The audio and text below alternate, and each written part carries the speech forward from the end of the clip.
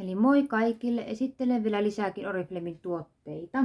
Eli suihkukeeli, vihreä tee ja kukumper, todella hyvä uutuus. Sitten on mango ja passion fruittia, suihkukeeli uutuus on tämäkin. 5-1 Wonderlast XXL ripsiväri, hyvä tuote, tuuheuttaa ja pidentää ripsiä, erottelee myös ripsiä, todella hyvä tuote. Tessissä on itsellä ollut jo käytössä.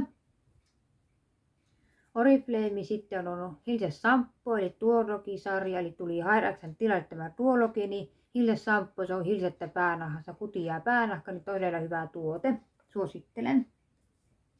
Samaan sarjaan on tullut shampoo, tähän tuotteen shampoo löytyy ja sitten hoitoainekin löytyy tää, eli tämmönen sarja löytyy. Ja viimeisenä on vielä porkkana suihkukeeli uutuus on tämäkin. Eli tämmöisiä tuotteita löytyy lisää vieläkin.